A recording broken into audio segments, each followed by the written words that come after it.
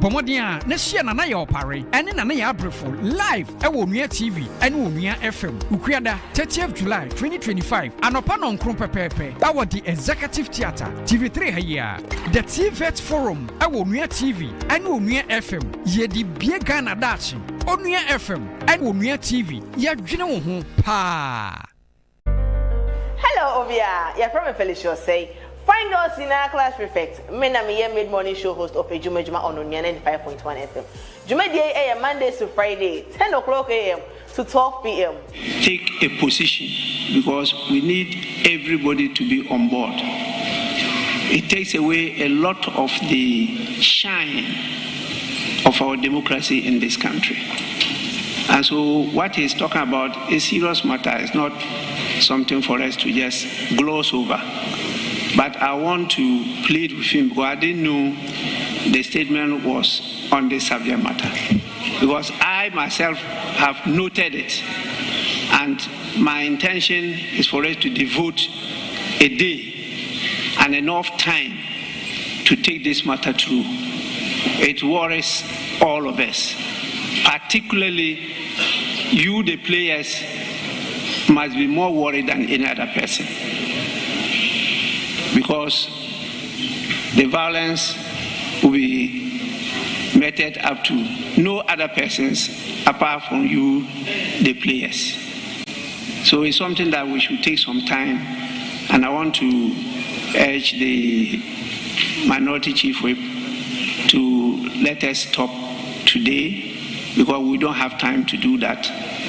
And our nation, in spite of what we're talking about today, are focused on hearing what the minister is going to tell us about the media review. Then we'll get enough time to handle your matter. Thank you so much. Speaker, with respect, I will not on any day defy your authority. But Speaker, we have a lineup, a number of activities to back home our demands. And to the extent that these violence visited are not atoned, we cannot be part of the presentation of the media budget. And to that extent, Speaker, to that extent, we are exiting the parliament and cannot be part of this process.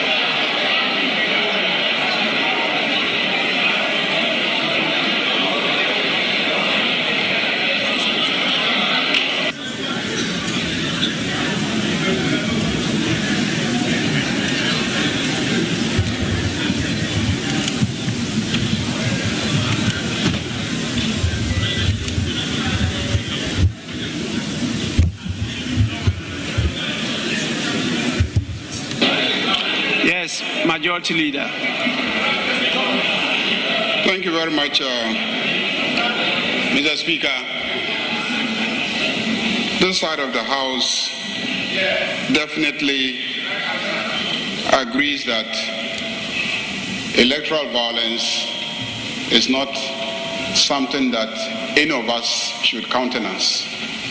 We do agree that as a country we should be committed to ostracizing any form of electoral violence. We agree with them. Indeed, Mr. Speaker, yesterday I attended the National Executive Committee of the National Democratic Congress on behalf of this side of the House. And the issue of electoral violence was discussed. And I attended a meeting of the National Executive Committee of the National Democratic Congress, and there was a clear commitment by the National Executive Committee to take steps to deal decisively with the issue. Honorable Majority Leader, once I did not permit the statement to be made, I don't think it's proper for you to make comments on it. So what you've done is sufficient. Let's move on to business and do what is proper for today. Yeah. As I said, we have another day to discuss this matter. Yeah, Mr. Speaker, I agree with you. Just one last No, sentence. but it will not be fair that after I stopped you, Yes. I allow you to make comments on it. Unfortunately, Mr. Speaker, we couldn't stop them from walking out. No. We couldn't stop them from walking out. Well, and the whole nation has seen them walk whether out. it's fortunate or unfortunate, that's a different thing altogether. Let's go on with today's business. That is so, Mr. Speaker. Please. Except that I will land. There's no except. There's no except. Okay, Mr. Speaker.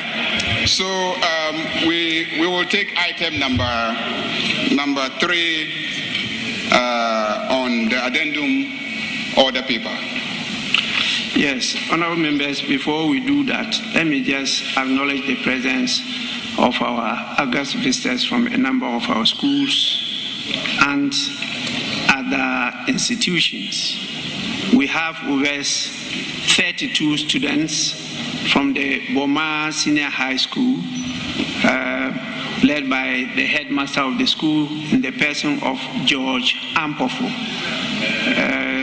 The school is located in the Tano North constituency. Yes, they are up there to my right side at the public gallery. Please, you are welcome. And what just happened is what we call a walkout.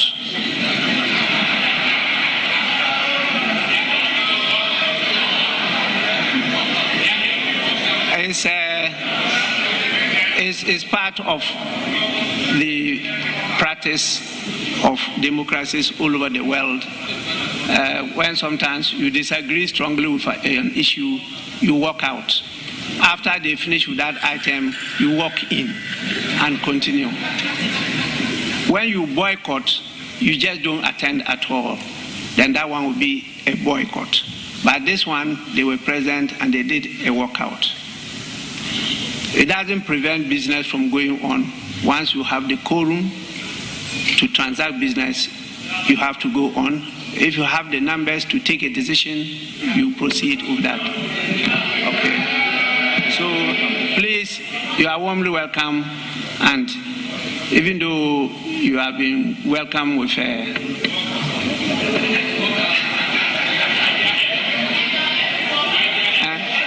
your MP welcome you, so please, you may resume your seat. It's an experience.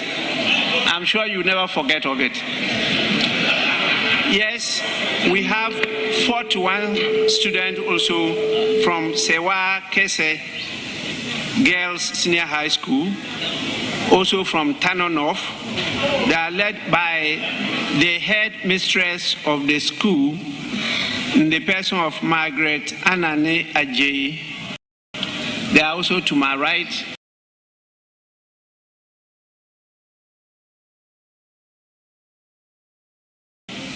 You know, and one common thing about them, they are beautifully attired. You know, both institutions, they are well dressed. I hope you get time, even though he walked out, to take a picture with him. Please, you are welcome. You may resume your seats. We have students from the University Practice Senior High School, led by the teacher, Mr. Andrews Amo Smith. The school is located at the Cape Coast North constituency, and there are 36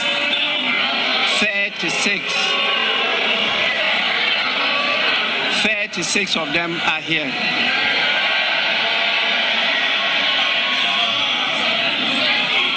You are warmly welcome. Kindly resume your seat. You are lucky your MP didn't walk out. We have also from the Jamase Pentecost Child Development Center. There are 55 in number, and they are led by the director of the center in the person of Magdalene Kobla. This center is located in the Afija-Sechere East constituency. 55 of them are here. I, in the absence of your MP, welcome you to the House. But as I advised, please, it's a good opportunity to have a shot with the MP. I'm sure he'll be waiting outside for you. Honorable members, you may resume your seats. We also have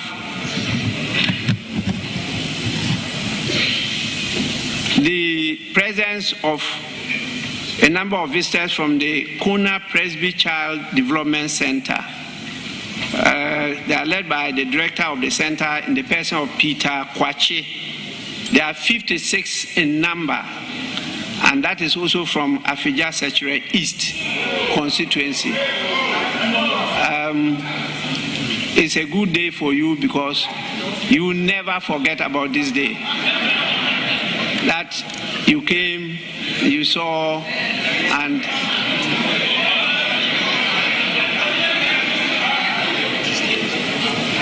the House has warmly welcomed you, and particularly they are dressed in a branded uniform with some designs, very unique designs.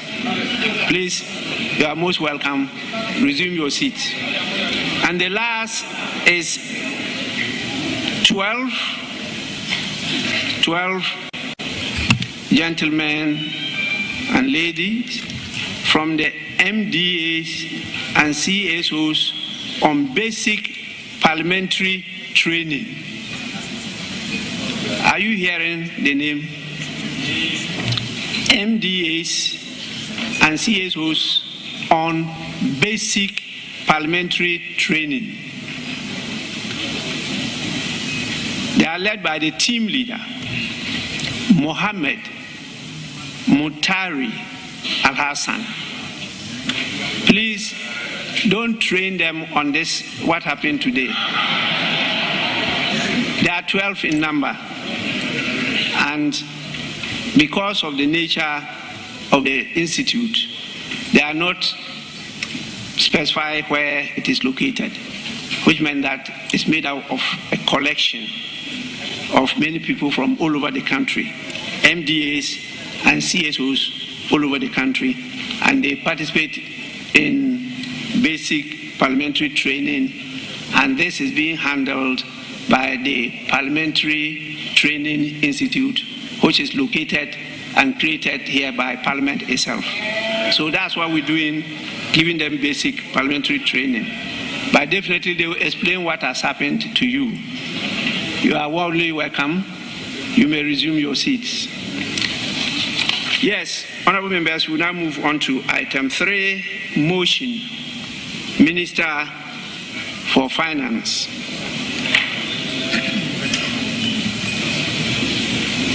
Majority Leader, you may usher in the Minister for Finance to move the motion.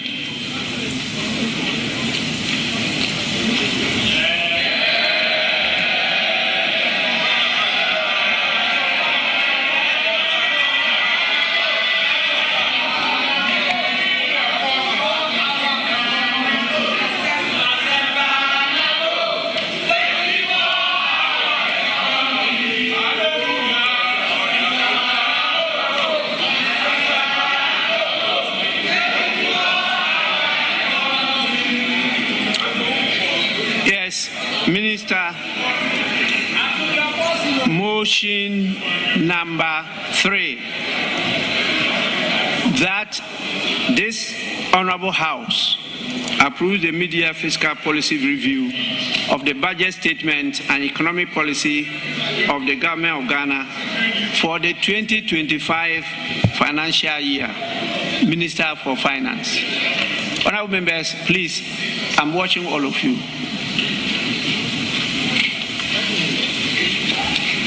Yes, Minister.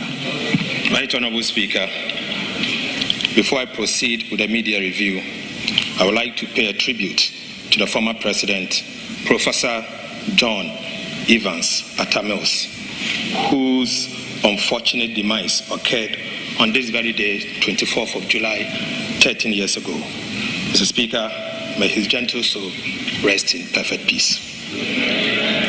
Mr. Speaker, I beg to move that this House approves the mid-year fiscal policy review of the budget statement and economic policy of the Government of Ghana for the 2025 financial year. Right Honorable Speaker, I'm back to the House today with deep sense of duty and optimism to present the mid-year fiscal policy review of the 2025 budget statement and economic policy of government on behalf of His Excellency President John Dramani Mahama. Mr. Speaker, this presentation is in line with Section 28 of the Public Financial Management Act 2016, Act 921. Mr. Speaker, I respectfully request the entire mid-year fiscal policy review to be captured in a Hansard while I present the highlight. Mr. Speaker, this review is more than a fiscal update. It is an account of what we inherited and the positive results of our stewardship in the last 198 days. Mr. Speaker, following his re-election with an overwhelming mandate, President John Mahama inherited an economy in deep distress, far worse than what we had imagined. The economy was marked by large imbalance with huge MDA arrests, massive debt, weakened institutions, and heightened public anxiety. Since 2023, the debt in the cocoa and energy sector had in particular posed significant fiscal risk to the Ghanaian economy. The Ghanaian private sector and the business community looked on in despair. Public trust was completely eroded. The national spirit was broken, and the foundation of our economy had sunk even deeper. Mr. Speaker, the budget deficit had ballooned because of reckless commitment and wasteful spending. The indebtedness of the government had culminated into state insolvency. The impaired balance sheet paralyzed almost every single state enterprise. High cost of living and inflation impoverished large segments of the population, eroding the real value of their income and savings. Right Honorable Speaker, the mismanagement of our public finances by the previous administration led to a devastating haircut through the DDEP, which denied pensioners and middle class their lifetime savings, their livelihood, and in fact, their dignity. Mr. Speaker, Euro bond holders also suffered painful haircuts, severely affecting Ghanaian businesses and financial institutions. Soaring interest rates crowded out essential spending on education, health, and infrastructure. Right Honorable Speaker, the Ghana cedi depreciated against all major currencies to levels never seen before, making it the worst performing currency in the world. Public sector corruption reached an all-time peak. As President Mahama said, the whole of Ghana was indeed a crime scene. Mr. Speaker, investor confidence waned considerably, significantly reducing investment inflows. The public debt reached unsustainable levels. The unemployment situation worsened, which made it difficult for Ghanaians to find decent jobs. Many micro, small, and medium enterprises collapsed under the weight of economic mismanagement. Right, Honorable Speaker, to compound all this, the country suffered credit rating downgrades by all three major credit rating agencies, placing Ghana firmly in default or junk territory, never seen in the history of Ghana. Mr. Speaker, to further illustrate this, the enormity of this economic burden, we inherited an IMF program which had derailed and completely gone off track, with key targets missed, putting our economic recovery program in jeopardy. In the words of the Deputy Managing Director of the IMF, Mr. Boli, the program had deviated substantially from its target by close of 2024, unquote. Mr. Speaker, we also inherited weak commitment control systems and irresponsible spending, which left arrests of over 67 billion and contract commitment of about 194 billion Ghana cedis. Right, Honorable Speaker, we inherited a bleeding energy sector with annual financing shortfall in excess of $1.5 billion US. We inherited a debt-riddled cocoa sector with liabilities of 32 billion Ghana cedis, a weak financial sector with significant non-performing loans despite pumping over 30 billion Ghana cedis into the so-called financial sector cleanup. Right, Honorable Speaker, steep debt repayment humps were also inherited, where at the time, Mr. Speaker, we inherited repayment humps of 20 billion for the year 2026, 50.3 billion for the year 2027, and 45.8 billion for the year 2028, as well as significant short-term treasury bills maturities of about 137 billion Ghana cedis. Mr. Speaker, we inherited depleted buffers needed to cushion the country from any fiscal or external shocks with empty sinking fund. And Mr. Speaker, we inherited stored projects, about 55 of them tied to bilateral debt restructuring, with about $3 billion US in undisbursed loans. Mr. Speaker, the root of our 2022 economic crisis can be traced directly to an overbearing fiscal dominance, marked by reckless spending and corruption, compounded by poor leadership of the previous NPP administration.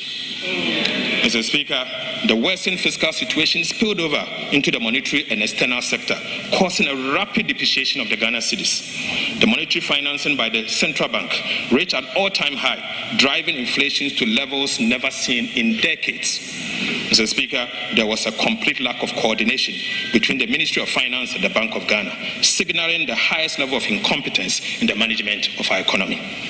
Mr. Speaker, in the face of all this dire inheritance bequeathed by the Kufuor-Bawumia administration, the government of President John Dramani Mahama made a conscious decision not to make excuses, but to reset our country.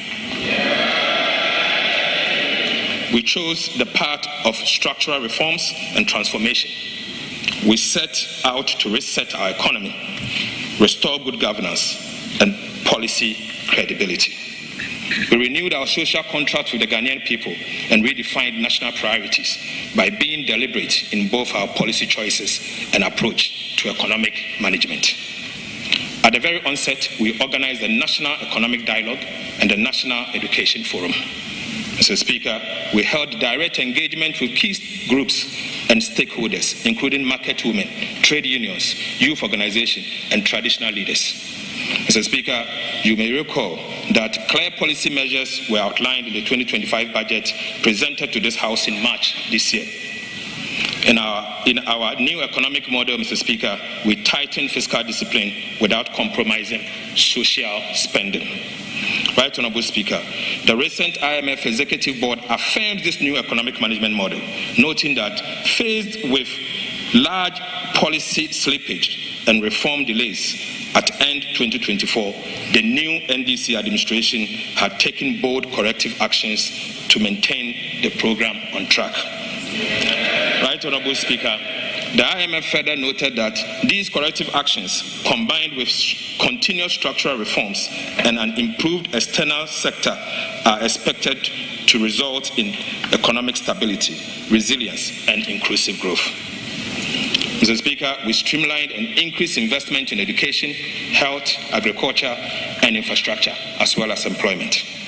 In fulfillment of our major manifesto pledge, we established the Ghana Gold Board through Act 1140 to accumulate foreign exchange to support the stability of the Ghana cedi. We have restored coordination between the Ministry of Finance and the Bank of Ghana to ensure a cohesive and integrated approach to economic policy making across relevant institutions.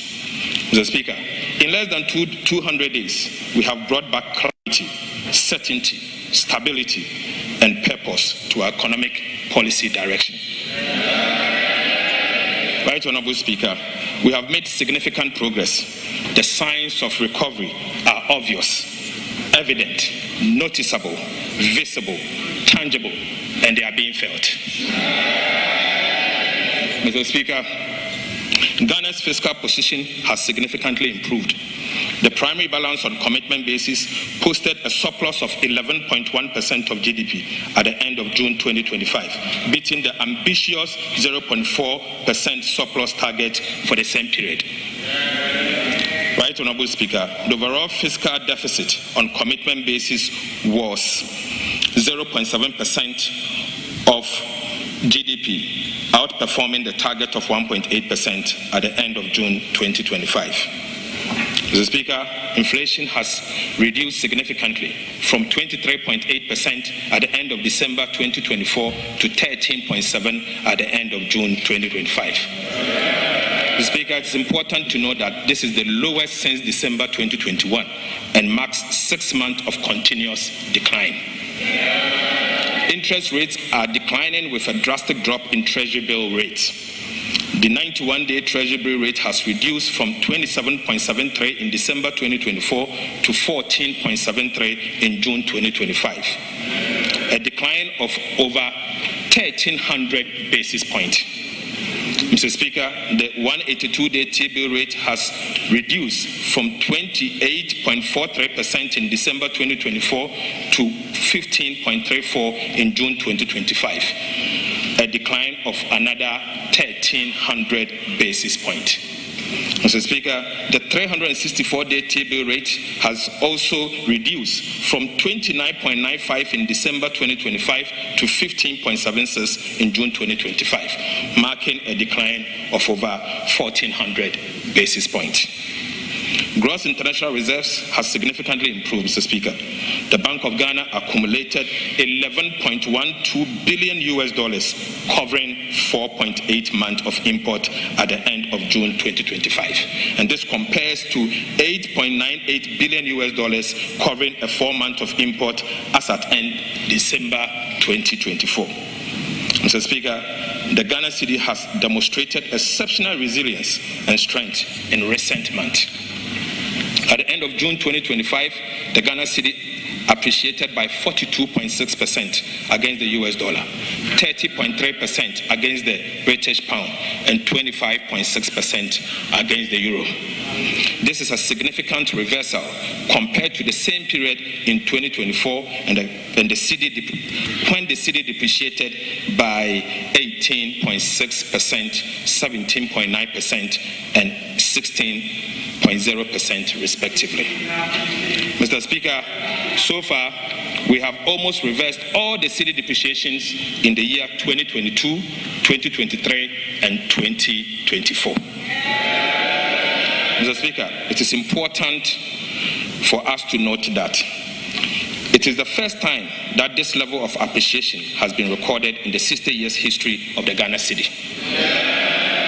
Rating agencies, which once classified our sovereign credit worthiness as junk, are beginning to upgrade our ratings.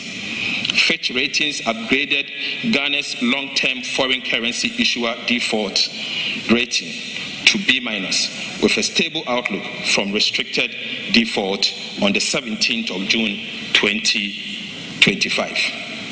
The IMF program is back on track with the successful conclusion of the fourth review by the IMF Executive Board on the 7th of July 2025, which immediately triggered the disbursement of $367 million United States dollars. Right Honorable Speaker, beyond the numbers, this is a story of sound leadership, better economic management, and a restoration of hope to a nation once in despair. Let me, on behalf of the President John Mahama, sincerely thank the people of Ghana for their trust, patience, and continued support. We do not take your sacrifice for granted. Mr. Speaker, this government did not come to simply manage the decline. We came to reverse it and reset our country. The gains of these first 6 months are just the beginning. Mr. Speaker, these early successes only encourages us to stay the focus, stay disciplined, and continue to do more for the people of Ghana. There is still a long road ahead, but our steps are now steadier. Our direction clearer, and the national spirit has been lifted with the gradual restoration of hope in our democracy. We have moved from promises to purpose, from ineptitude to action, and from distress to relief. Mr. Speaker, we have established policy credibility and restored credit worthiness. Right Honorable Speaker, the rest of my presentation will focus on 4 areas: macroeconomic performance for the first 6 months of 2025, the status of Ghana's debt restructuring, and the status of implementation of key government programs. Before I conclude, macroeconomic performance, Mr. Speaker, for January to June 2025. Mr. Speaker, the first half of 2025 has demonstrated our government commitment to economic recovery. Through prudent fiscal management, sound monetary policies, effective structural reforms, and strategic investment, we are laying a solid foundation for sustainable growth and shared prosperity. To put the assessment of the economy in the first half of 2025 in a proper perspective, it will be useful to restate the ambitious yet attainable macroeconomic target we set for ourselves for the year 2025. Mr. Speaker, we set for ourselves an overall real GDP growth of at least 4%, non-oil real GDP growth of at least 4.8%, NDA inflation rate of at least 11.9%, primary balance on commitment basis at a surplus of 1.5% of GDP, and gross international reserves covering not less than 3 months of import cover.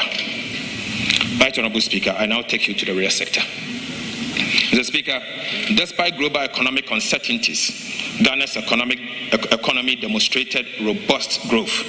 In the first half of 2025, the economy expanded by 5.3%, up from 4.9% in the same period of 2024, marking the highest first quarter growth since 2020. The agriculture sector led this growth with a remarkable 6.6% increase, about 3 times the growth in the first quarter of 2024. The agriculture sector growth contributed 26.4% of the overall first quarter growth. The fishing subsector grew the most at 16.4%.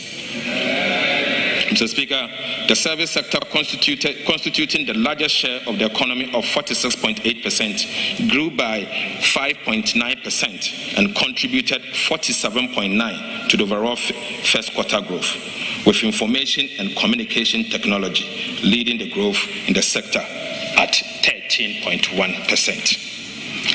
Industry grew by 3.4% in the first quarter of 2025, contributing 20.6% to the overall first quarter growth.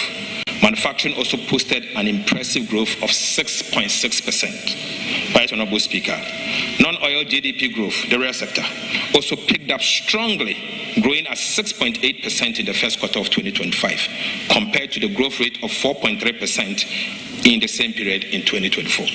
Importantly, Mr. Speaker, the non-oil GDP growth is the highest since 2018. It is expected that with the introduction of our 24-hour economic policy, the Big Push program, and the Agriculture for Economic Transformation program, the GDP growth will be sustained and possibly exceed the target of 4% for the year 2025. Mr. Speaker, I now take you to prices. Right Honorable Speaker, we pledge to pursue the following to reduce inflation. We pledge to implement aggressive fiscal consolidation drive aimed at reducing the fiscal deficit and borrowing.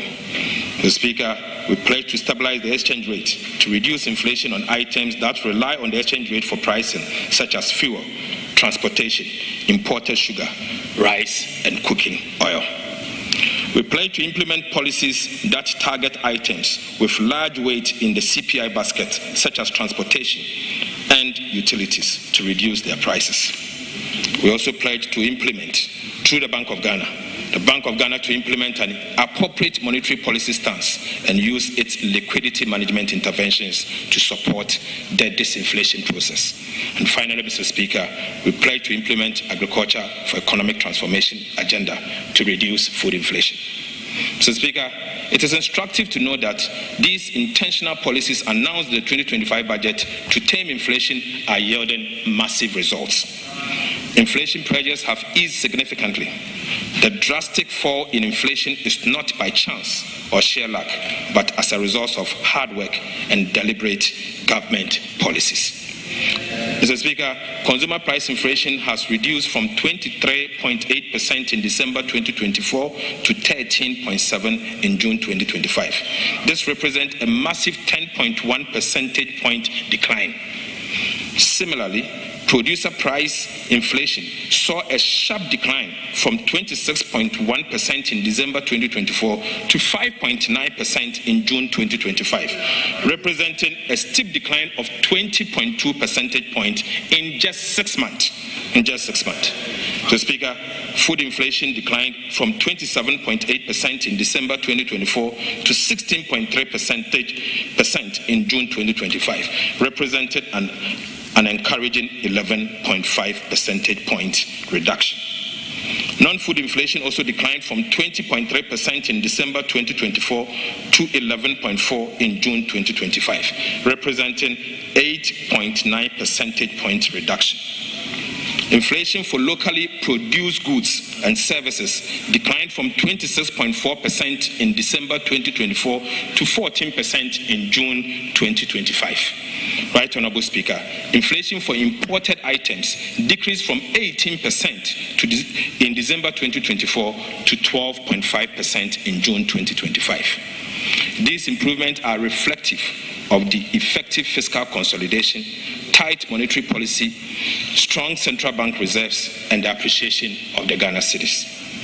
Mr. Speaker, with this trend, we are focused and determined to achieve our end December 2025 inflation target of 11.9% ahead of schedule. Mr. Speaker, let me assure this House and the people of Ghana that things can only get better in the coming days. Mr. Speaker, I now take you to interest rate movement. Interest rates have declined, reflecting improved macro conditions. Mr. Speaker, the 91-day Treasury bill rate has reduced by 13 percentage points from 27.7% in December 2024 to 14.7% in June 2025. Similar trends were observed in the 182 days and the 364 days bills. The 182-day Treasury bill rate decreased by 13.1 percentage points from 28.43 in December 2024 to 15.34 in June 2025. The 364 Treasury bill rate also declined by 14.19 percentage points from 29.95 in December 2025 to 15.76 in June 2025. The average lending rate decreased from 30.3% in December 2024 to 27% in June 2025. Right, Honorable Speaker, the Ghana reference rate fell from 29.31% in December 2024 to 24.0% in June 2025. So, Speaker, things can only get better. Right, Honorable Speaker, we have indeed saved 4.9 billion Ghana cedis on domestic interest payment as at end June 2025 due to our prudent debt management policy. Mr. Speaker, I now take you to fiscal performance. Fiscal performance. Mr. Speaker, our fiscal discipline has yielded the needed and remarkable results so far. We have delivered below target deficit on both cash and commitment basis. We have delivered a greater than anticipated primary surplus, the core fiscal anchor. We have delivered a strong expenditure and commitment control. We have delivered robust tax revenue performance. Mr. Speaker, provisional data shows that the primary balance on commitment basis, the fiscal anchor, as at end June 2025, recorded a surplus of 1.1% of GDP, surpassing the target surplus of 0.4% of GDP set for the same period. The overall fiscal deficit on commitment basis was a deficit of 0.7% of GDP, better than the deficit target of 1.8% of GDP.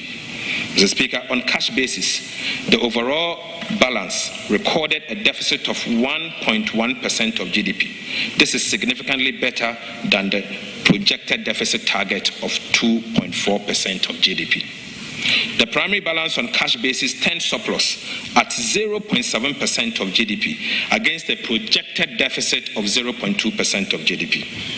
The non-oil tax revenue, net, exceeded target by about 787 million Ghana cedis.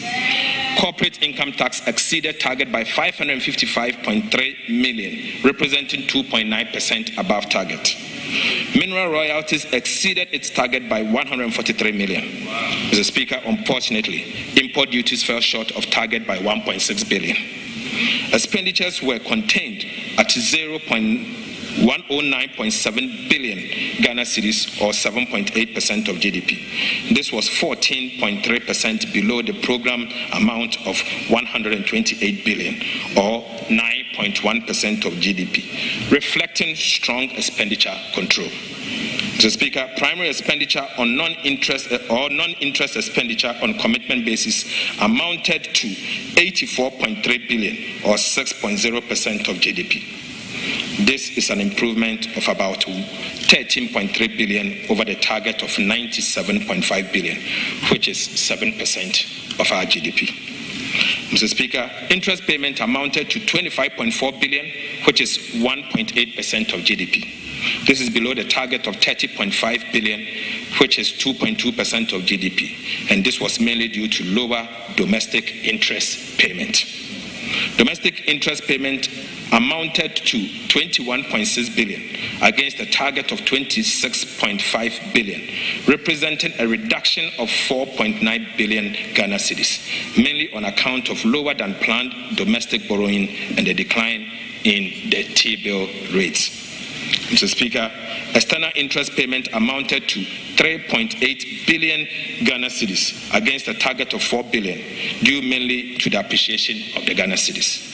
Other expenditure, mainly comprising energy sector levies, transfers and energy sector payment shortfalls, amounted to 11.4 billion Ghana cedis, or 8% of GDP.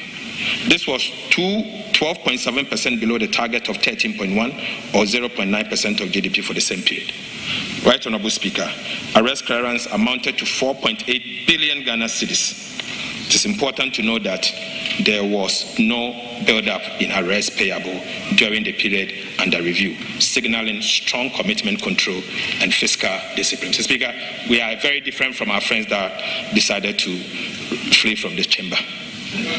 Mr. Speaker, the deficit was largely financed from domestic sources, with net domestic financing of 13.1 billion, well below the 18.7 billion target. The net foreign financing was 2.8 billion, mostly from the utilization of the 4.5 billion IMF disbursement. So, Speaker, between 1st of January to 6th of January, the IMF disbursement of 4.5 billion was spent before the Mahama administration took office just in 6 days. Mr. Speaker, project loan disbursement was 2.4 billion Ghana cedis. Mr. Speaker, even though Ghana is relying on the domestic market for financing, we have borrowed less than we planned, signifying strong expenditure control and fiscal discipline. Right, Honorable Speaker, this is a strong signal to the investor community and all stakeholders that the needed fiscal consolidation is happening here in Ghana and it will be sustained. Right, Honorable Speaker, Ghana is back on the international scene. Mr. Speaker, exchange rate development. Right, Honorable Speaker, government commitment to implement the following measures to implement the following measures to stabilize the exchange rate. Mr. Speaker, we committed to establish the Ghana Gold Board to enhance the generation and accumulation of foreign exchange to support the stability of our currency. Mr. Speaker, we committed to pursue strong fiscal consolidation through the reduction in public sector spending and the fiscal deficit to reduce the pressures on the exchange rate. Mr. Speaker, the Bank of Ghana also committed to implement appropriate FX forward auction to support the stability of the cedi. And Mr. Speaker, finally, we committed that the 24-hour economy and accelerated export development program will boost local production and reduce reliance on export. Right, Honorable Speaker, let me state emphatically that these deliberate policies announced in the 2025 budget to stabilize the Ghana cedi are yielding massive results. The results we are witnessing are not by chance. They are the fruits of hard work, discipline, and intentional policies. Mr. Speaker, the cedi performance in the first half of the year 2025 has been impressive. The Ghana cedi experienced significant appreciation against all major trading currencies in the first 6 months of 2025. I'm happy to inform the House that our previous record, where the Ghana cedi used to trade against the US dollar at 17, is as at yesterday trading at 10.4. Mr. Speaker, similarly, the Ghana cedi, which was once trading at 21 cedis to the British pound, was trading at 14.1 as at yesterday, 23rd July 2025. Mr. Speaker, as at end June 2025, the cedi appreciated by 42.6% against the US dollar, 30.3% against the British pound, and 25.6% against the euro. This is a significant improvement over the cedi depreciation of 18.6%, 17.9%, and 16.0% against the US dollar, British pound, and the euro. Mr. Speaker, I repeat, so far, we have almost reversed all the cedi depreciation in 2022, 2023, and 2024. This level of appreciation has never happened in the history of our country. Mr. Speaker, Right Honorable Speaker, fellow citizens, Ghana cedi no apeke. Cedi no apeke. Mr. Speaker, these gains are largely due to strong fiscal consolidation, tight monetary policy, improved external sector balance, renewed investor confidence, positive market sentiment, credit rating upgrades, and successfully securing staff-level agreement and subsequently the board-level approval of the fourth review of the IMF program. Right, Honorable Speaker, the cedi rebound signals that Ghana's economic foundations are once again beginning to firm up. Sustaining this stability will require continued fiscal discipline, supportive monetary policy, strong liquidity sterilization, robust reserve accumulation, supported by activities of the Ghana Gold Board, and credible implementation of structural reforms. Mr. Speaker, I now take you to the external sector. Right Honorable Speaker, our external sector has shown remarkable improvement in the last 6 months. Gross international reserves reached $11.12 billion by June 2025, covering 4.8 months of imports, up from $8.98 billion in December 2024, equivalent to 4% 4 months of import cover. Mr. Speaker, in just 6 months, even before the IMF and World Bank disbursement, in fact, without external borrowing, we have added $2.14 billion to the country's gross international reserves. Right, Honorable Speaker, trade surplus increased from $1.37 billion in June 2024 to $5.57 billion in June 2024, representing a whopping 306.6% increase just in 6 months. Mr. Speaker, this was driven by strong exports, particularly in gold, cocoa, and controlled imports. Mr. Speaker, the current account surplus improved significantly to a provisional $3.44 billion by June 2025 from $28.11 billion in June 2024. Provisional net capital and financial inflows reached $937.58 million in June 2025, indicating renewed investor confidence. Mr. Speaker, I take you to monetary and the financial sector development. Right, Honorable Speaker, monetary indicators point to a sustained monetary expansion. Credit to the private sector increased by about 31.3% in June 2025. Reserve money growth moderated and M2 growth remained consistent, supported by increased deposit mobilization and improved net foreign asset. Net domestic asset growth slowed, while net foreign asset surged, indicating a shift in liquidity drivers towards external inflows. Right, Honorable Speaker, I take you to the recapitalization of the National Investment Bank. Mr. Speaker, you may recall that I updated this House during the 2025 budget presentation on the restructuring and recapitalization of the National Investment Bank, our NIB, as one of the critical reforms in the financial sector that should have been delivered in 2024. Unfortunately, Mr. Speaker, after spending a whopping $30.3 billion in the so-called financial sector cleanup exercise, the previous NPP administration left NIB in dire straits with a capital adequacy ratio of a negative 53.13% by end of June 2024. Mr. Speaker, we have successfully, Right Honorable Speaker, President Mahama and the NDC have successfully recapitalized the National Investment Bank by implementing an ambitious and credible plan to return NIB to profitability and sustainability. Mr. Speaker, we have taken the following steps. Right Honorable Speaker, we have injected a total cash of 450 million Ghana cedis. Mr. Speaker, we also issued remarkable bonds with face value of 1.5 billion Ghana cedis to the National Investment Bank. Mr. Speaker, we transferred 500 million Government of Ghana shares in the Nestle Ghana Limited to the National Investment Bank. Right Honorable Speaker, these transfers have significantly improved the capital adequacy ratio from negative 53.13% at the end of December 2024 to a positive 23% in May 2025.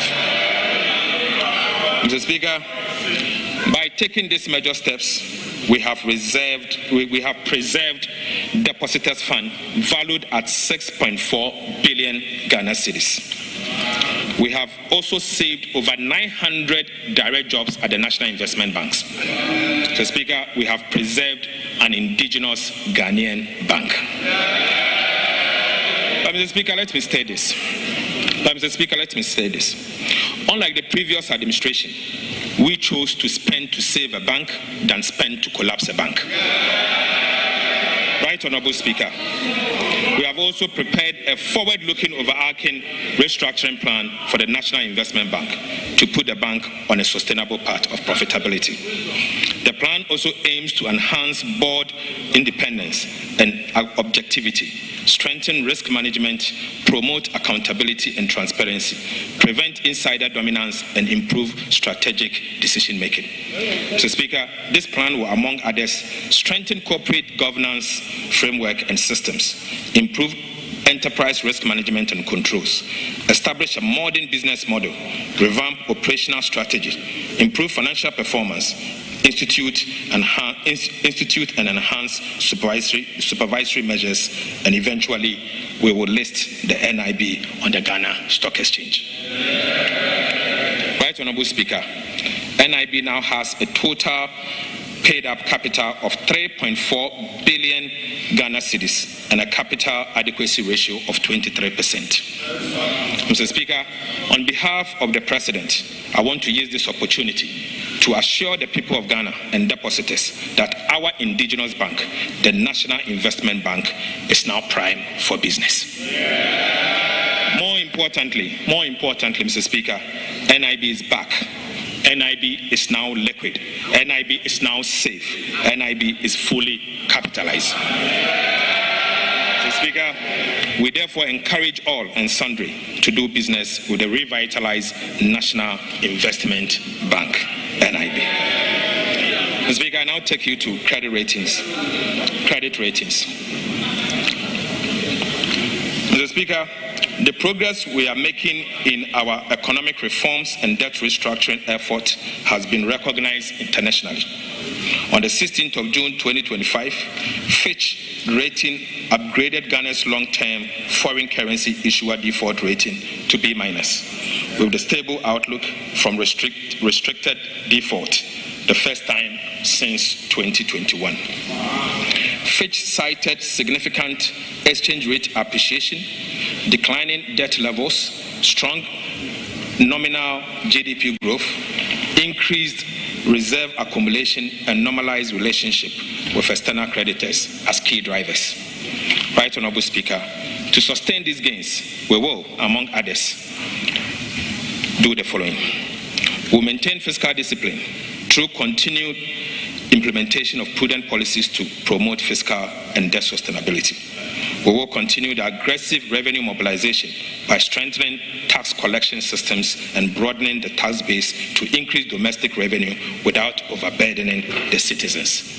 Mr. Speaker, we will accelerate structural reforms in public financial management, including transparency and accountability measures to improve efficiency and reduce corruption. The Speaker will strengthen monetary policy framework, and the Central Bank will lead this to complement the effort that we are doing.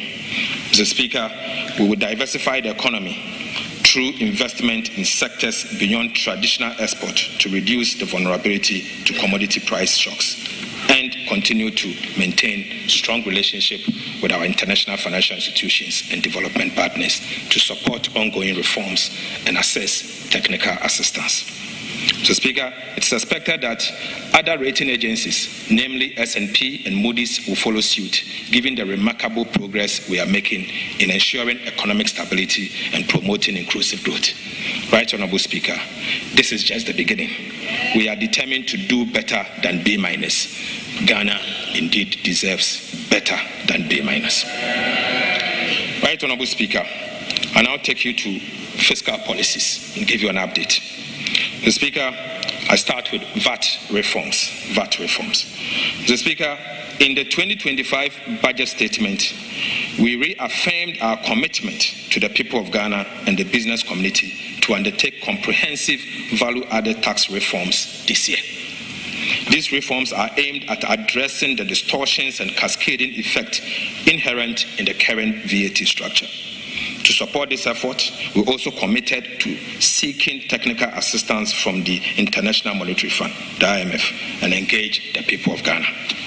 So, Speaker, I'm pleased to report that we have successfully completed our engagement with the IMF. Currently, the Ghana Revenue Authority, together with the Ministry of Finance, is undertaking a nationwide consultation process to sensitize key players in the trade and business sector on the VAT reform and solicit feedback from them.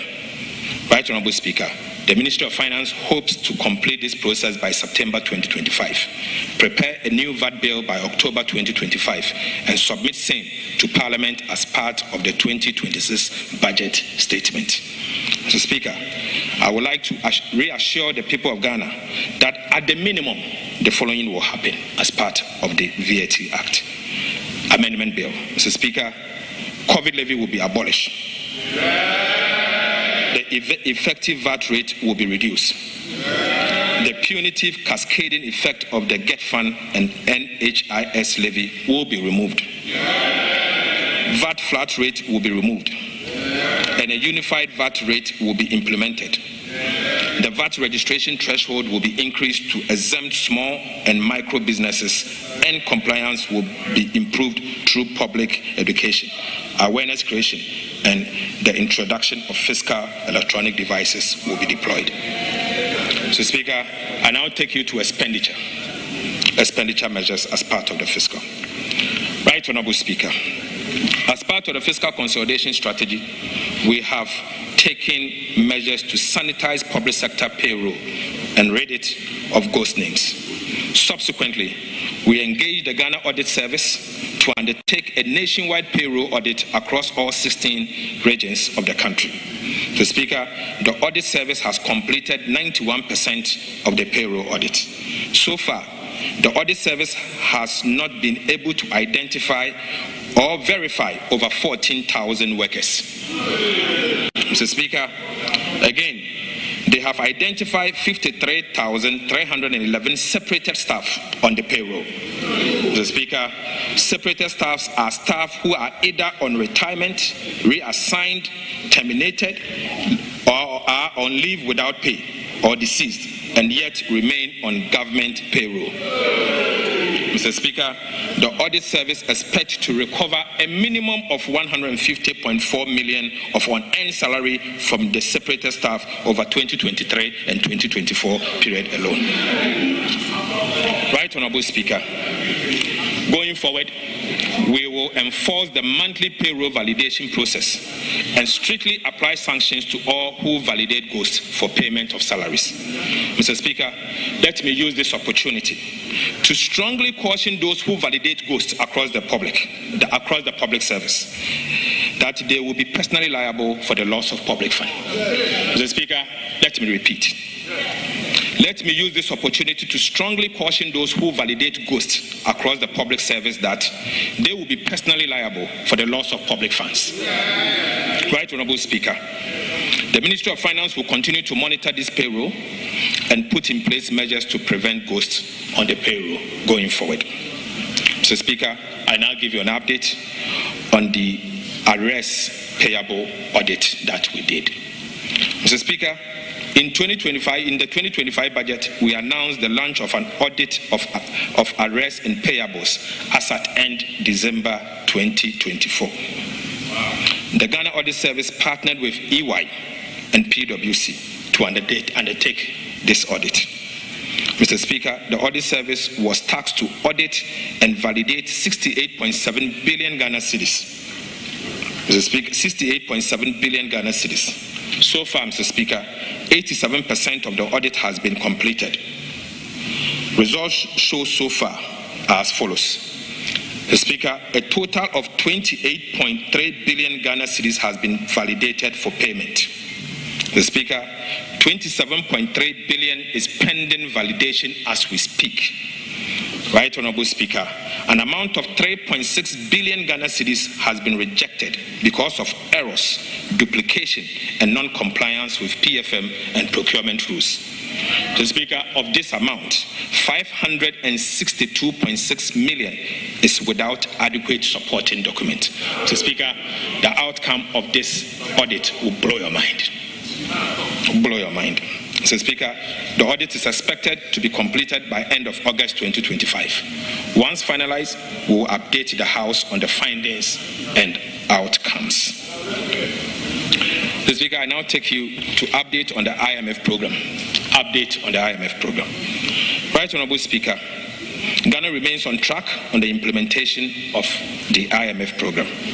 A staff-level agreement was reached during the 4th review mission in April 2025, and we received executive board approval on the 7th of July 2025. This unlocked $367 million disbursement, bringing the total disbursement under this program to $2.3 billion. The 5th review, which is scheduled for September 2025, will be based on June 2025 data. Mr. Speaker, I'm comfortable that Ghana is on course to achieve most of the targets for the 5th review. Mr. Speaker, I now take you to public debt development. Public debt development. Right Honourable Speaker, our commitment to fiscal discipline through prudent debt management and exchange rate appreciation has resulted in a significant improvement in Ghana's debt profile. Public debt reduced from 726.7 billion as at end December 2024 to 613 billion as at end June 2025. Mr. Speaker, Ghana's public debt reduced by 113.7 billion Ghana cedis in 6 months. Mr. Speaker, for the first time in Ghana's history, there is a negative 15.6% rate of debt accumulation. Right Honourable Speaker, Ghana's public debt to GDP ratio as at end June 2025 was 43.8% from the 61.8% of end December 2024. Mr. Speaker, Ghana's public debt as a percentage of GDP reduced by 18% of GDP in the last 6 months. Ghana's foreign debt as a percentage of total public debt declined from 57.4% as at end December 2024 to 49% by end June 2025. Mr. Speaker, this has significantly improved Ghana's debt sustainability. Mr. Speaker, I now take you to update on debt restructuring. Update on debt restructuring. Right Honourable Speaker, government remains committed to restructuring our bilateral and commercial debt under the G20 Common Framework. On the 24th of June 2025, the House approved an indicative terms of the Memorandum of Understanding between Ghana and Official Creditors Committee. On behalf of His Excellency the President, I wish to thank this House for swift action which has enabled Ghana to begin negotiation for the signing of bilateral agreement with each of the creditor countries. We are ready to sign the agreement with 2 countries as at tomorrow. Mr. Speaker, it is expected that 4 agreements will be signed by close of tomorrow. First, we'll sign with France, and the second will sign with another country yet to be confirmed. Mr. Speaker, on the commercial debt restructuring, we have signed non-disclosure agreement, NDAs, with some commercial lenders, in line with the government's strong commitment to honoring its debt obligation. We have made 2 debt service payments of about $700 million to our Eurobond holders. Mr. Speaker, on the domestic front, government continues to meet its commitment towards the domestic bondholders. For the first time, for the first half of 2025, a total of 9.8 billion Ghana cedis was paid to coupons to DWEN bondholders, of which 3.6 billion Ghana cedis was capitalized. Right Honourable Speaker, for non-tendered bondholders, government paid a total of 1.1 billion Ghana cedis. This was the outstanding debt service as at 2024. Mr. Speaker, for the second half of 2025, an amount of 10.2 billion Ghana cedis is due as coupon payment on the DWEN bonds and 724.1 million as debt service for the non-tendered bondholders. It is important to note that government remains committed to honoring its debt service obligation, and therefore we have made sufficient preparation towards the settlement of this debt, and bondholders should not worry, this amount will be paid in due course. Mr. Speaker, priority project under the restructured bilateral debt. Following Ghana's default on its external debt service obligation on the 19th December 2022, creditors halted disbursement of 55 bilateral projects. This resulted in several uncompleted projects dotted across the country, with a massive $3 billion US dollars in undisbursed loans. The IMF and Official Creditors Committee annual disbursement ceiling of $250 million for official creditors loan implies that it would take 12 good years to fully draw down on the undisbursed loans. Under the MOU with the Official Creditors Committee, the government of Ghana was required to submit a priority list to accommodate the $250 million annual disbursement ceiling. Right, Honorable Speaker. During the presentation of the 2025 budget and economic policy of government, I informed this House that we will engage to resolve this challenge. Following the extensive engagement, government has submitted a priority list of 24 projects to the OCC and the IMF. This is expected to trigger resumption of disbursement for projects on the priority list upon the signing of bilateral agreement between Ghana and the creditor countries. We aim to ensure that all the priority projects are completed and commissioned by end 2028. Mr. Speaker, the priority projects are as follows. We are going to build a new bridge across the Volta River at Volivo. Mr. Speaker, the reconstruction of Tema Aflao Road project phase 1. Tema motorway runabout through Ashiaman runabout to Atimpoku. The construction of 14 pedestrian bridges, Kumasi roads and drainage extension. Mr. Speaker, Power Grant interchange and the secondary Takrady Township Road phase 1. Rehabilitation of Domekitasi Road, Obichebi Lamte interchange phase 2. Bogatanga Boko Pomakrom Road, PTC runabout interchange project at Takrady, construction of drinking water facilities in Wenchi, secondary Takrady water supply, modernization of Komfo Anoche Teaching Hospital, construction of central medical stores in Tema, Efia Nkwanta Regional Hospital in Takrady, Bogatanga Regional Hospital, establishment of the University of Environment and Sustainable Development at Bonsu, establishment of 9 state-of-the-art technical and vocational education training center, and, Mr. Speaker, integrated e-learning laboratories in senior high schools. Mr. Speaker, that's not all. The expansion and development of existing senior high schools, renewable energy program, pilot photovoltaic system, Mr. Speaker, the renewable energy and energy efficiency program, and the construction of Takrady Market. Mr. Speaker, finally, the Kumasi Central Market phase 2. Mr. Speaker, the main criterion for the selection of this project was closeness to completion. As a result, projects which were over 70% complete were given priority. The resumption of disbursement for the project and its associated debt service are fully in line with our commitment under the bilateral debt restructuring and IMF program. Right, Honorable Speaker, there's no room for an increase in scope for any of the projects on the priority list as agreed upon at the IMF and the OCC. Implementing agencies must take note and comply accordingly. Mr. Speaker, I repeat, there is no room for any increase in scope for work for any of the projects on the priority list agreed upon with the IMF and the Official Creditors Committee. Implementing agencies must take note and comply accordingly. Mr. Speaker, it has come to the attention of the Ministry of Finance that a number of contractors implementing some of these 55 stalled projects have drawn down on the loans with no work done to match the amount drawn down. Mr. Speaker, sadly, it has come to the attention of the Ministry of Finance that a number of contractors implementing some of these 55 projects have drawn down on the loans with no work done to match the amount drawn down. Again, some contractors have submitted additional costs in excess of what Parliament approved.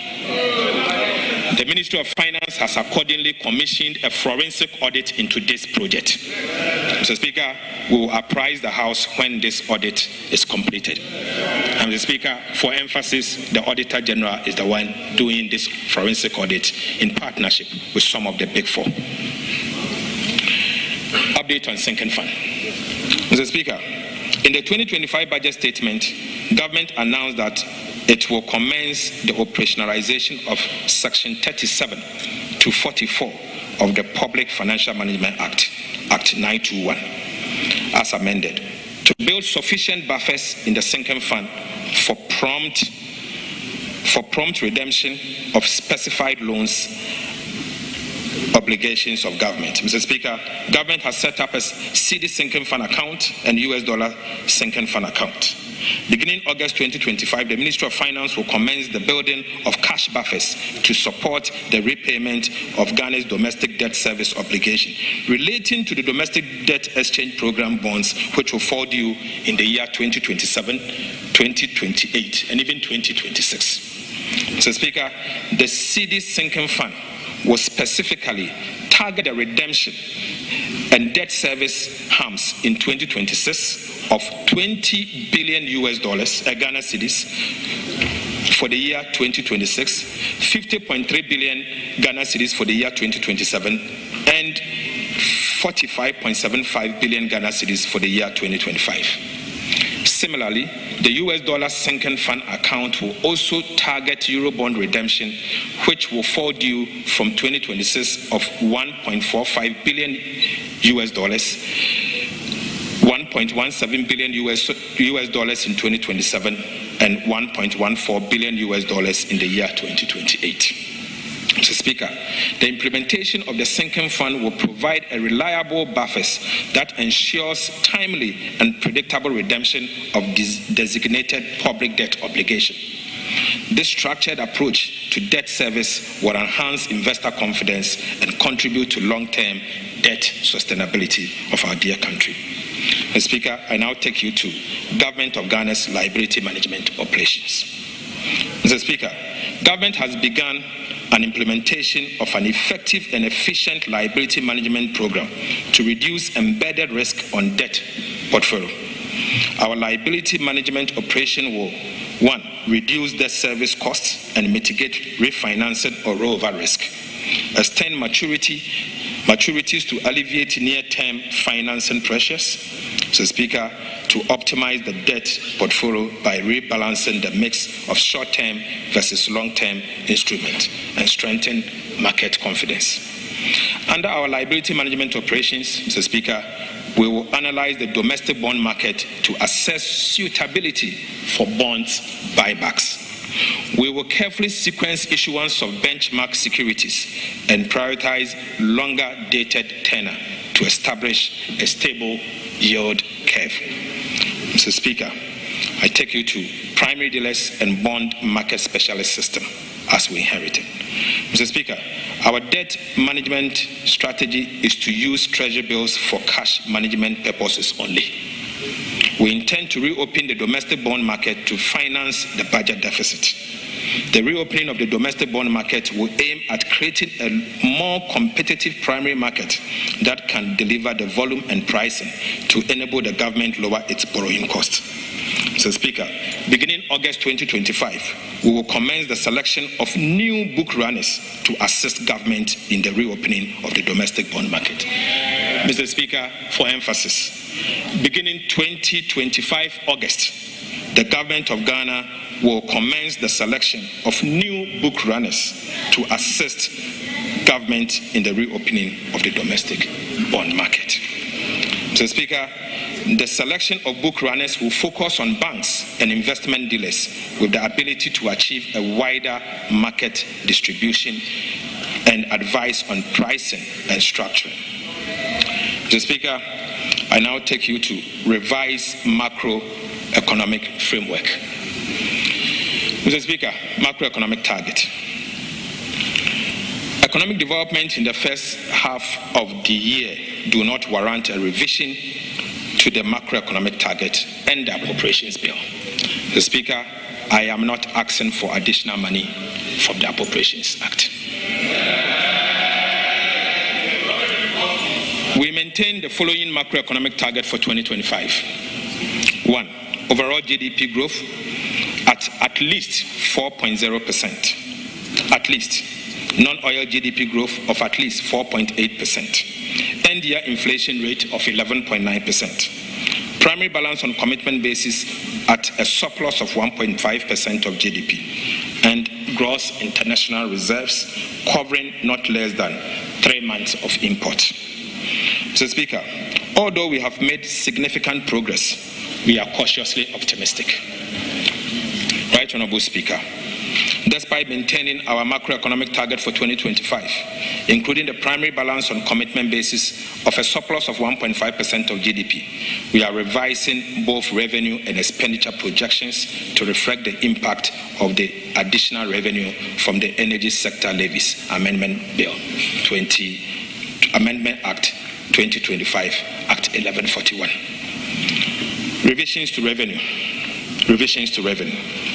Right Honourable Speaker, as a result, total revenue and grant has been revised upwards from the 2025 budget target of 227.1 billion to 229.9 billion, or from 16.2% of GDP to 16.4% of GDP.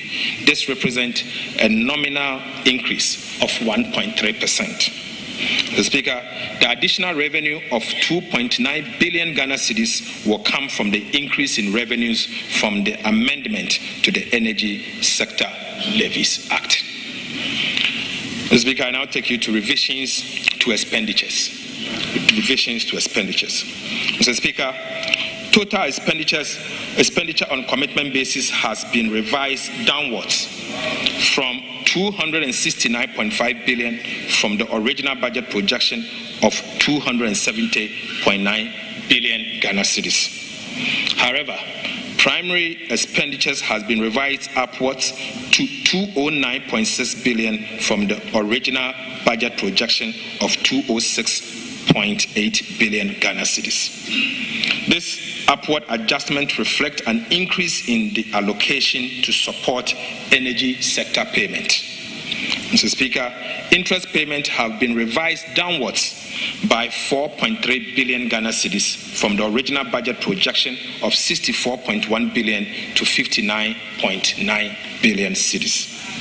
Right Honourable Speaker, domestic interest has been revised downwards by 5.1 billion Ghana cedis, mainly on account of gains from the reduction in the Treasury bill rate as a result of the implementation of our prudent debt management policies.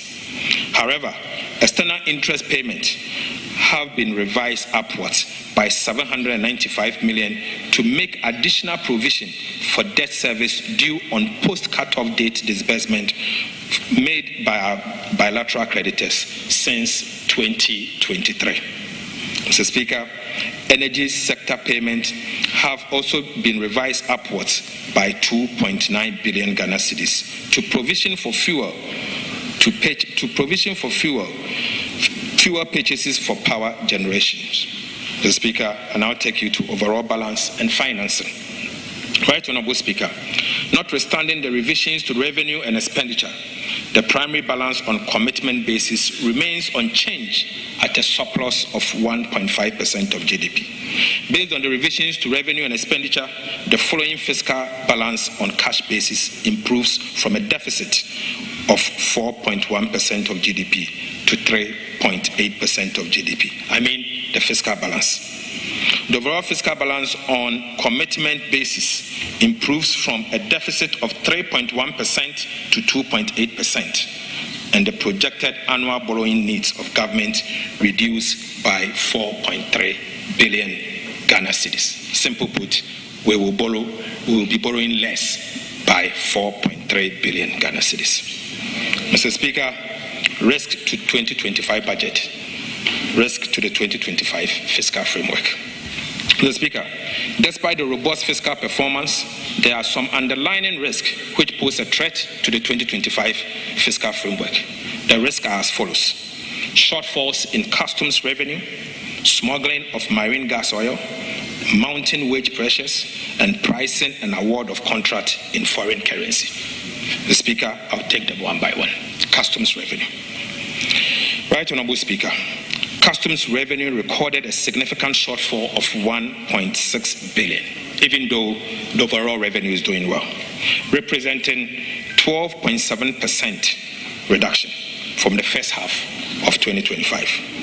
This performance is attributed to systemic revenue leakage at key customs collection points, particularly the Tema Port and the smuggling of goods across our land borders. Mr. Speaker, these developments pose risk to the attainment of our revenue target for the year 2025. To mitigate these risks, government is implementing the following measures to address the existing operational challenges to safeguard revenue. 1. We will adopt the use of artificial intelligence, AI, to minimize human interference in revenue assessment, supporting the validation of the country of origin, as well as the accuracy of classification and valuation of imported goods. Mr. Speaker, we are rolling out advanced cargo information system to ensure that the Ghana Port and Harbours Authority, GPHA, and the Ghana Revenue Authority, the GRA, receives comprehensive shipment detail at least 24 hours prior to vessel departure from the port of origin. Mr. Speaker, this will enable pre-arrival risk assessment, reduce the need for documentation amendment, and facilitate more accurate and timely duty assessment. We will also be implementing a robust anti-smuggling surveillance program targeting both inland and maritime borders. And to those at Sankase, we are coming after you. Mr. Speaker, reviewing the institutional setup of Customs Division of the Ghana Revenue Authority, including staff mobility.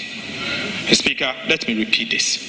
We will be reviewing the institutional setup of Customs Division of the Ghana Revenue Authority, including staff mobility to facilitate the decentralization of customs operations.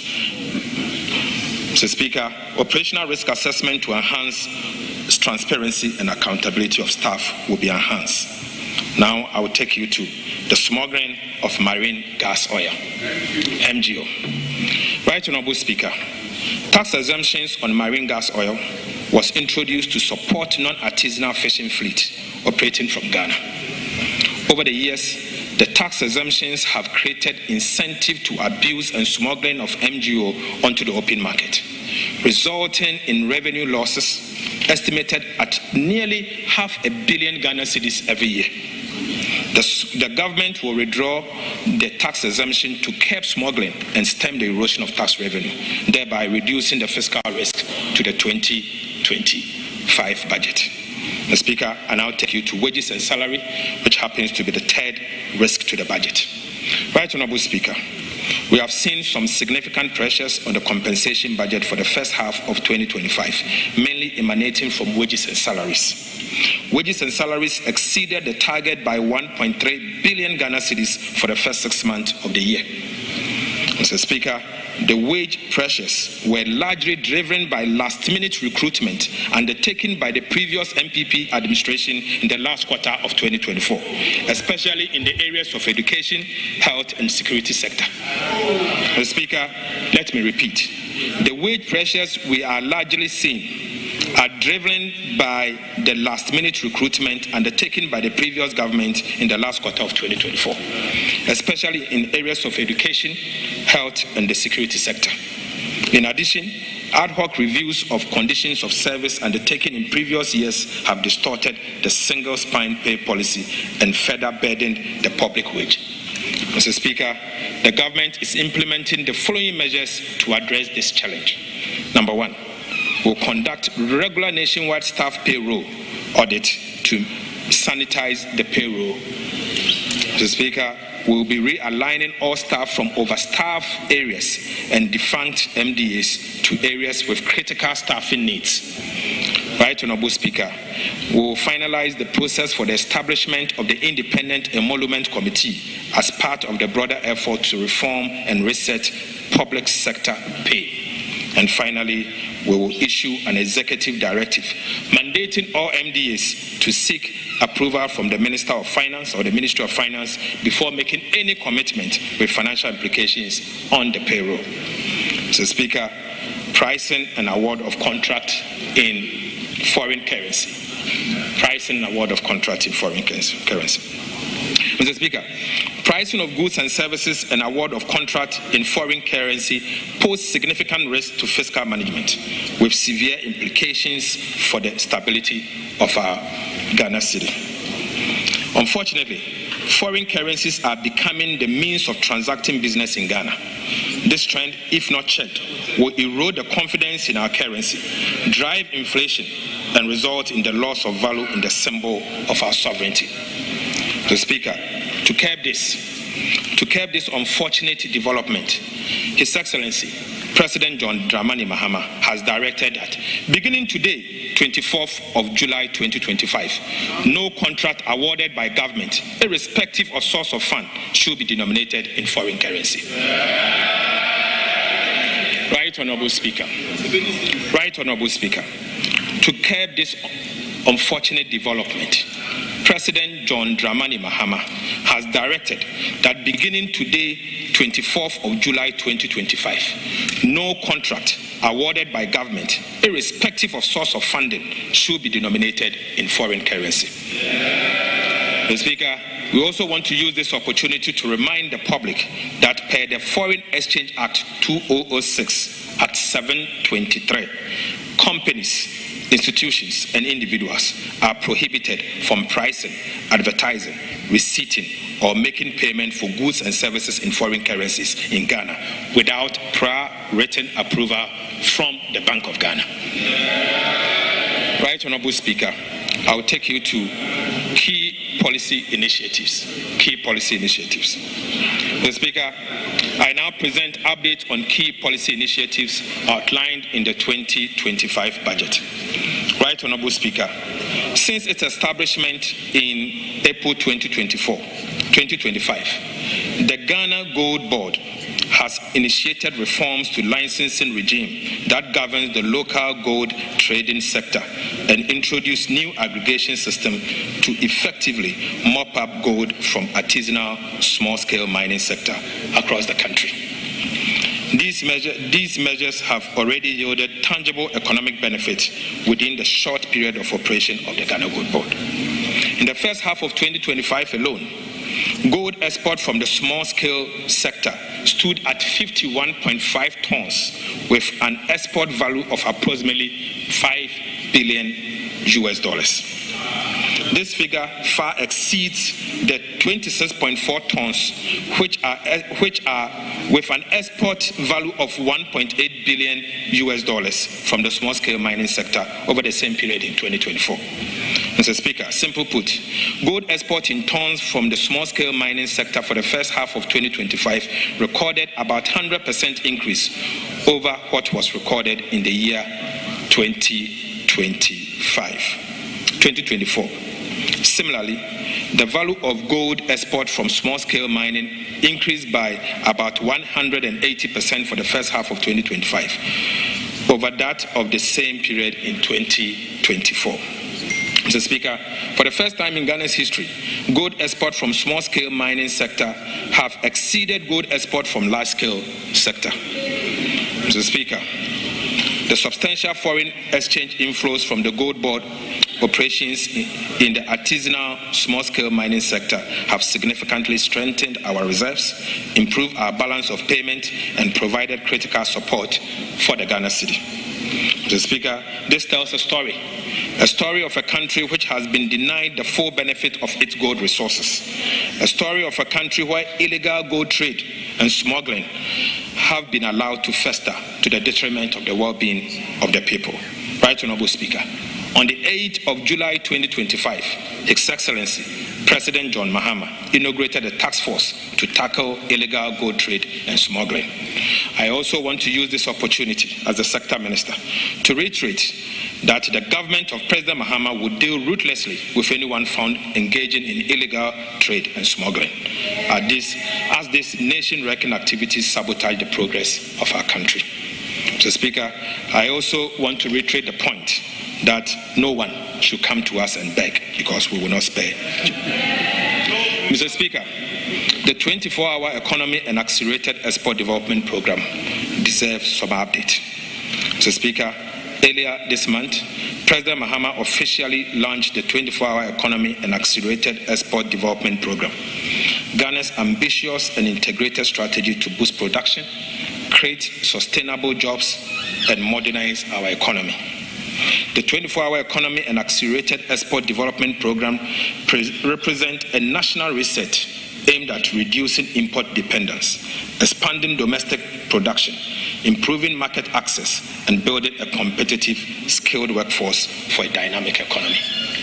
Right Honorable Speaker, the anchor of the 24-hour economy and accelerated export development program is the Volta Economic Corridor, a transformational project to unlock the vast economic and environmental potential of the Volta Lake and its surrounding lands.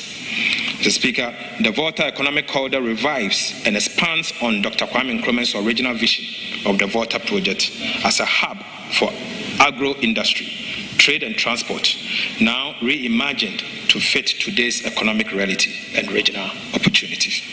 Mr. Speaker, the Volta Economic Corridor will be executed through the following pillars of the 24-hour economy and accelerated export development program. Right Honorable Speaker, Grow 24 will irrigate 2 million hectares of farmlands for year-round farming instead of the traditional seasonal farming. Right Honorable Speaker, Make 24 will establish agro-industrial parks for textiles, pharmaceuticals, and food processing. The Speaker, Show 24 will develop tourism clusters and hospitality hubs along the Volta Lake. And Connect 24 will turn the lake into a major inland transport route, cutting haulage costs and linking northern, southern, eastern, and western Ghana. Mr. Speaker, to support this transformative program, the Ministry of Finance will, in the 2026 budget, outline targeted incentives for the Volta Economic Corridor. These measures will be carefully designed to attract private capital, drive enterprise growth, and create decent, well-paying jobs. The Speaker, for emphasis, the Ministry of Finance will, as part of the 2026 budget, outline a targeted incentive for the Volta Economic Corridor. Right Honorable Speaker, the government will only facilitate and not dominate this ambitious growth goal. Mr. Speaker, I now take you to the big push. Right Honorable Speaker, as part of the 2025 budget, we announced the commencement of the Big Push program, a flagship initiative of President John Dramani Mahama for massive infrastructure development.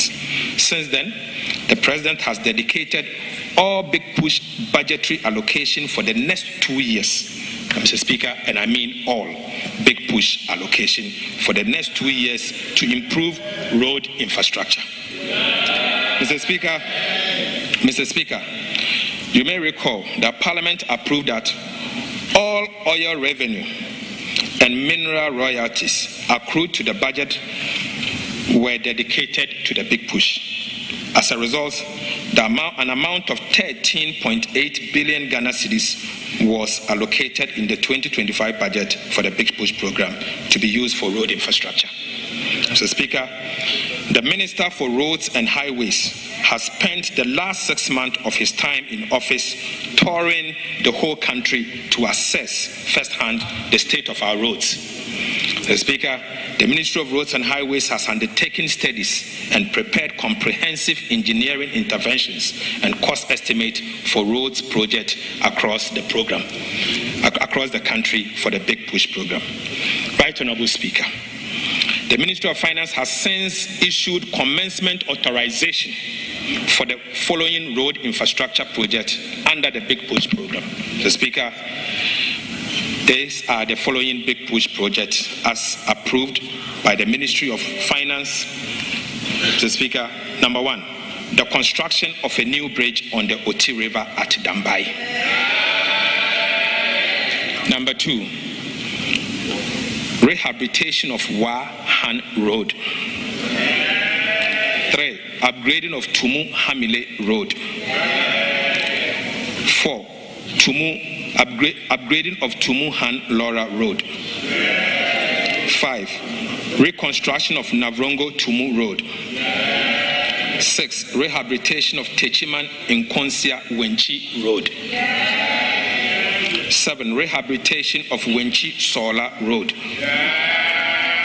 7. 8. Mr. Speaker, construction of Sunyane Outer Ring Road. Mr. Speaker, the construction of Kumasi Outer Ring Road, Eastern Quadrant. Mr. Speaker, the rehabilitation of Pintri Napanduri Road. Mr. Speaker, the rehabilitation of Dodo Pepeso and Kwanta Road. Rehabilitation of Achimpoku Esukuma Junction Road. Rehabilitation of Esukuma Junction to Enyinawase Road. Right Honorable Speaker, Enyinawase to Ho Titrenu Road. Mr. Speaker, we'll be upgrading the Akosombo Jakiti Kudikope Road. Mr. Speaker, we'll be upgrading Esukuma to Enumbuso to Parliament Road. Mr. Speaker, Adome Bridge to Akomufre Road. We'll be upgrading Ho to Petoi Road. Mr. Speaker, rehabilitation of Petoi to Afiadenyamepa Road. Mr. Speaker, we'll be rehabilitating Penny to Aflao Road.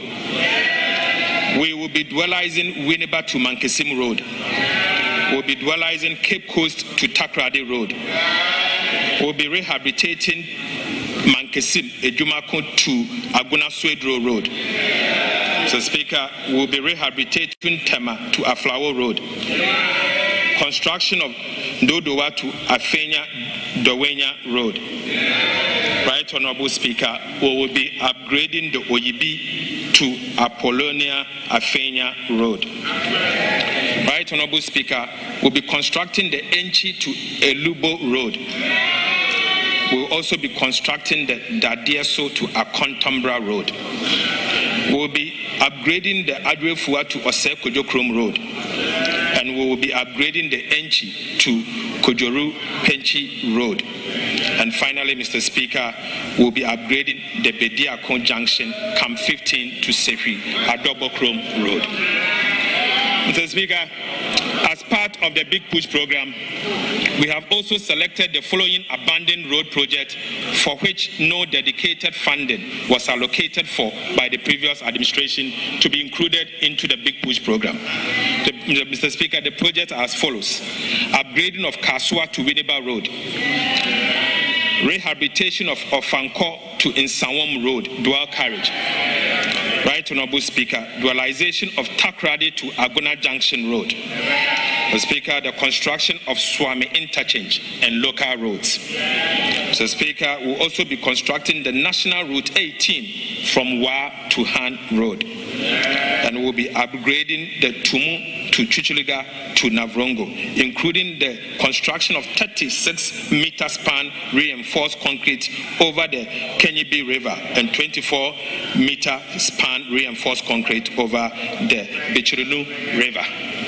Right Honorable Speaker, we will be reconstructing the Navrongo to Sandema Road. Mr. Speaker, we will be rehabilitating the Tepa to Gosu Road, rehabilitating the Hohoi to Jasikan Road, and we will be rehabilitating Nkwanta to Oti Damanko Road. We will be reconstructing the Have to Hohoi Road, and we will dualize the Adenta Dodowa Road. And Mr. Speaker, to conclude, we will reconstruct the Jenejene to Sampa Road. Right Honorable Speaker, in line with Section 33 of the Public Financial Management Act, and as part of this media fiscal review of the 2025 budget statement and economic policy, I am seeking approval for these multi-year commitments. Mr. Speaker, government has also initiated comprehensive feasibility studies for 4 projects which are currently at various stages of preparation, ensuring detailed assessment of their technical, economic, and environmental viability. Mr. Speaker, the project are as follows. Project number 1, Accra-Kumasi Expressway on a completely new alignment. Mr. Speaker, Accra Outer Ring Road, Kumasi Outer Ring Road, and Adoso Echi Amanfo Bridge to connect the Afram Prince area. Mr. Speaker, I now take you to reorganization of the Ghana Road Fund. Right Honorable Speaker, this is not all. The government of President John Mahama has also taken a decision to remodel the Ghana Road Fund and refocus it towards road maintenance. As part of this media review, and on behalf of the government, the Minister for Roads and Highways will be laying before this House a new road maintenance trust fund bill. When approved, the Road Maintenance Trust Fund Bill will replace the Ghana Road Fund. Mr. Speaker, the Road Maintenance Trust Fund will, among others, provide for a new governance architecture, provide a formula for a fairer allocation of resources, and introduce more transparency in the utilization of road fund levy and others. Mr. Speaker, government has identified 166 constituencies in dire need of road infrastructure. Right Honorable Speaker, the government has identified 166 constituencies in dire need of road infrastructure. In response, we have programmed to rehabilitate 10 kilometers of roads annually in each of these 166 constituencies across the country. Mr. Speaker, Mr. Speaker, Mr. Speaker,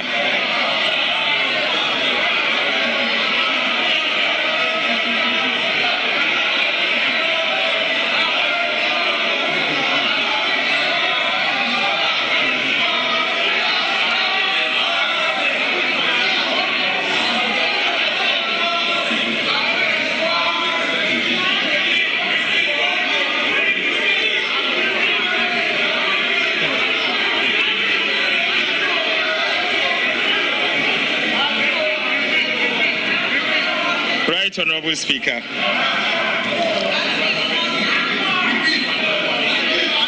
the President Mahama administration has identified 166 constituencies in dire need of road infrastructure. In response, we have programmed to rehabilitate 10 kilometers of roads annually in each of these constituencies. Mr. Speaker, Mr. Speaker, this translates to about 5,000 kilometers of road to be constructed in these 166 constituencies in dire need of road infrastructure over the next 3 years.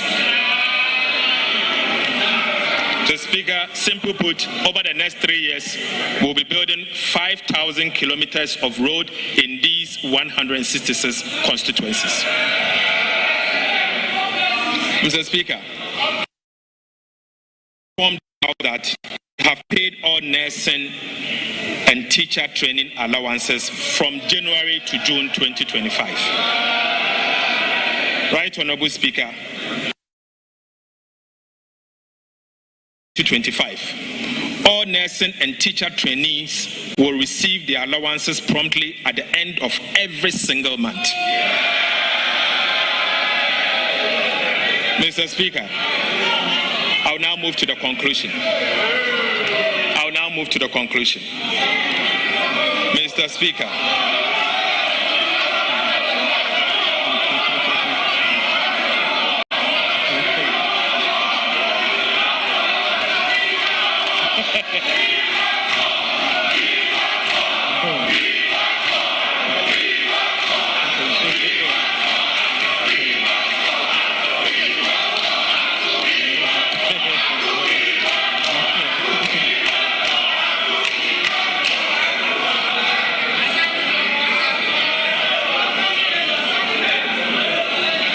Mr. Speaker. Right Honorable Speaker. I conclude this media fiscal policy review. We have other business. It's not only this one. Yes.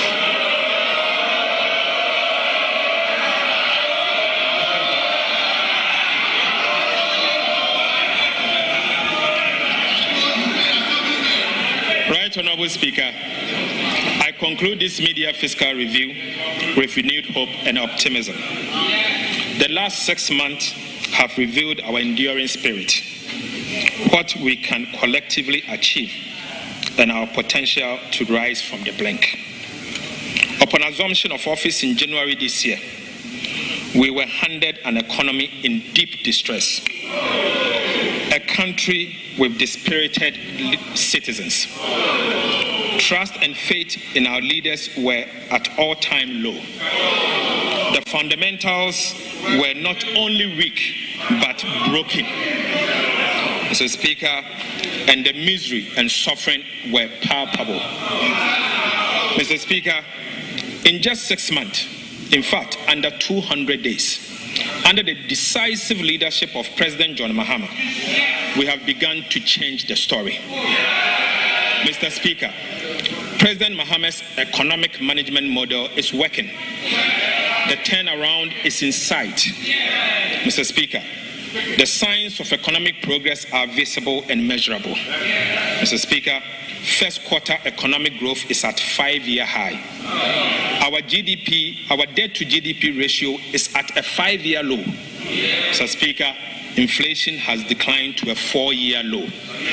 Right Honorable Speaker, our credit rating has improved from junk to B- with stable outlook, a 2-notch upgrade and a 4-year high. Right Honorable Speaker, we have almost reversed all the cedi depreciations in the years 2022, 2023, and 2024, with no cedi depreciation in the year 2025.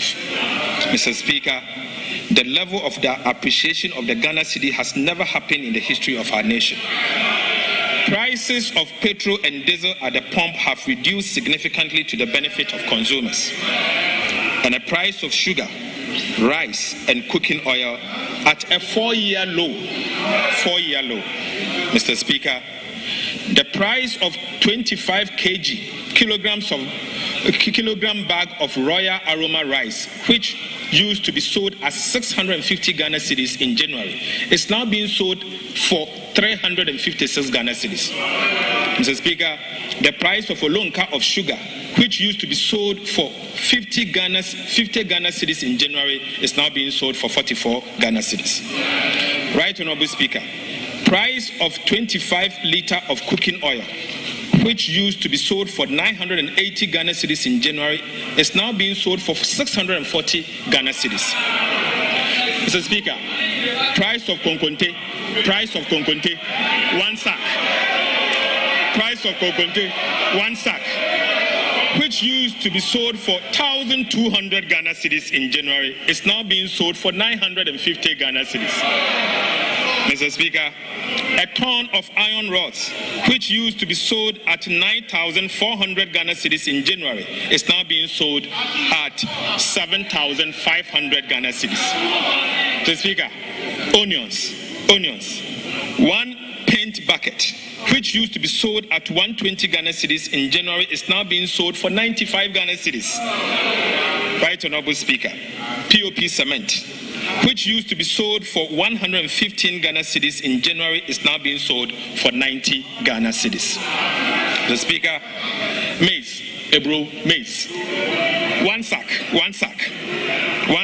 which used to be sold for 1,600 Ghana cedis in January, is now being sold for 1,450. And Mr. Speaker, the Minister for Agriculture has promised that it will go down even more. Mr. Speaker, the price of Yas sanitary pad, which was 25 Ghana cedis in January, is now going for 15 Ghana cedis. 15 Ghana cedis. Mr. Speaker, palm fruit, 1 olonka, which used to be sold for 40 Ghana cedis, is now being sold for 25 Ghana cedis. Mr. Speaker, this is the reset President Mahama promised.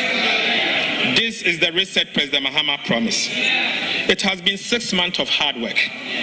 We have lessened the burden on households and businesses. Mr. Speaker, contrary to the perception that we are not spending, we are indeed spending, and spending at the right places. We are making the right investment in the lives of the people of Ghana. Mr. Speaker, as we speak, an amount of $700 million US dollars of Eurobond obligations has been paid. An an amount of 10 billion to domestic bondholders has been paid. Mr. Speaker, an amount of 2.9 billion Ghana cedis to the District Assembly's Common Fund has been paid. Mr. Speaker, an amount of 2.7 billion Ghana cedis to the Social Security and National Insurance Trust has been paid. Mr. Speaker, an amount of 9.1 billion Ghana cedis to the energy sector for stable power supply has been paid. Mr. Speaker, an amount of 5 billion Ghana cedis of arrears has been paid. Right, Honorable Speaker, an amount of 4.6 billion to the Ghana Education Trust Fund has been paid. Mr. Speaker, an amount of 1 billion Ghana cedis to the free secondary education program has been paid. Mr. Speaker, an amount of 4.6 billion Ghana cedis to the National Health Insurance Scheme has been paid. Right, Honorable Speaker, an amount of 1.4 billion for the National Health Insurance claims has been paid. Mr. Speaker, an amount of 252 million for vaccines and essential medicine has been paid.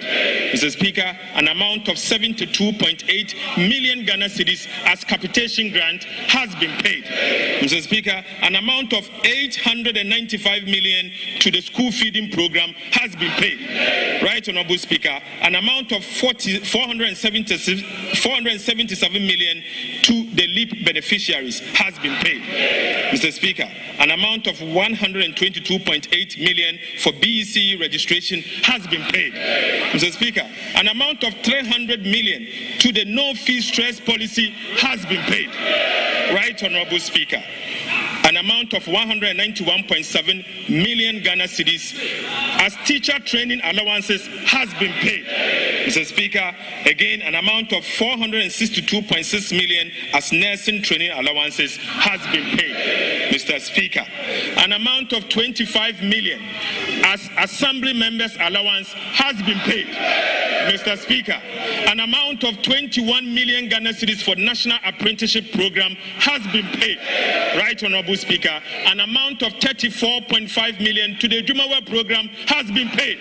Mr. Speaker, an amount of 2 billion Ghana cedis as goods and service to run effective and efficient government ministries, departments and agencies has been paid. And Mr. Speaker, as we speak, an amount of 2 billion Ghana cedis to save the National Investment Bank has been paid. Right, Honorable Speaker, non-interest expenditure of 84.2 billion Ghana cedis has been paid. So far, Mr. Speaker, from January to June, total cash of 114.5 billion has been paid from the consolidated fund.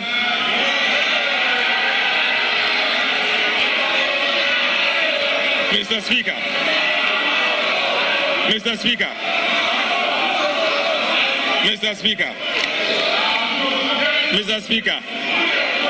we are spending and spending at the right places.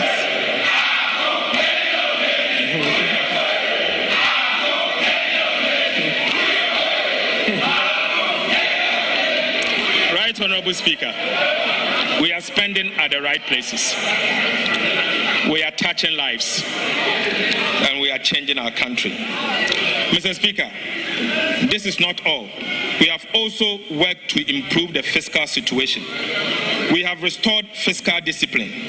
We have implemented appropriate policies to reduce interest rates significantly, thereby reducing the cost of borrowing.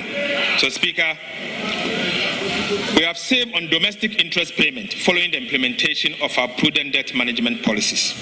Mr. Speaker, there is still more work to be done. President Mahama is determined to deliver.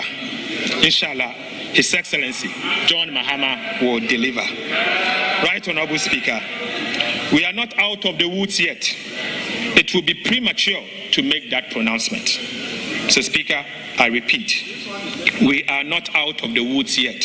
It will be premature to make that pronouncement. But the good news is that today, hope is in sight. And we are determined to navigate the country out of the terrible storm we inherited from President Akufo-Addo and Alhaji Bawumia. Mr. Speaker, we need the support of the people of Ghana to weather this storm. Mr. Speaker, to the farmer in Yendi, and to the fisher folk in Sekendi and Shama, to the nurse in Sunyane, and the teacher in Enumbuso and Edumako, to the Ghanaian youth seeking decent work, to the elderly seeking better pension. We see you, we hear you, and we are working for you. John Mahama will work for you. The NDC will work for you. The gains we have made so far are the results of your sacrifice, your patience, our belief, and our belief that change was not only necessary but crucial. Mr. Speaker, this media review is not just a technical report. It is the story of the Ghanaian people. A story of a nation that refused to give up. A story that echoes Nelson Mandela. It always seems impossible until it is done. Mr. Speaker, this is a story that echoes Nelson Mandela's quote, that it always seems impossible until it is done. Mr. Speaker, even as we look back at how far we have come, we are also looking ahead. This is the essence of John Mahama's leadership. He is focused and he will deliver. President Mahama is honoring his promise to the Ghanaian people. The second half of 2025 promises to be even better. We expect inflation to continue its downward trend and reach our 2025 target ahead of schedule. We will sustain the stability of the cedi through disciplined spending, targeted investment, and continued reserve accumulation. Growth will be further boosted by strategic initiatives, including the 24-hour economy program, the Big Push infrastructure program, and the revitalization of agriculture through the Agriculture for Economic Transformation program. Mr. Speaker, you may recall that during my vetting, when asked what I would like to be remembered as a minister, Mr. Speaker, I stated that I would like to be remembered for stabilizing the exchange rate, ensuring low prices, and creating jobs. Right, Honorable Speaker, ahead of the presentation of the 2025 budget, my engagement with the traders at the Mokola market revealed that prices and exchange rate stability were the overriding concerns of the business community. Mr. Speaker, I wish to take this opportunity to thank our cherished traders at Mokola for their valuable insight. Mr. Speaker, the update on the cedi and the prices, as said earlier, clearly shows that we have taken deliberate and decisive action to ensure that the challenges with exchange rate and prices are tackled head-on. Mr. Speaker, let me assure all Ghanaians that the stability in the exchange rate and the lower prices we are experiencing will be sustained. Ghanaians, the Speaker, the government has worked hard to bring down and stabilize the exchange rate with deliberate policies. It is now time for businesses to bring down prices to reflect the new economic reality. We understand businesses went through some sacrifices during the turbulent economic challenges, but so did the people of Ghana. So, Speaker, it is now time for prices to come down to reflect the new realities for the benefit of all Ghanaians and not only for the traders.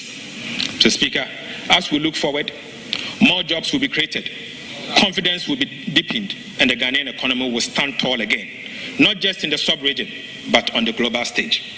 But to do this, Mr. Speaker, we must stay united as a people and eschew divisiveness. We must continue to have faith in our country, Ghana. Mr. Speaker, most importantly, we must have faith in our currency, the Ghana cedi. For 60 years through cycles of inflation, devaluation, redenomination, and recovery, the cedi has remained the symbol of our sovereignty.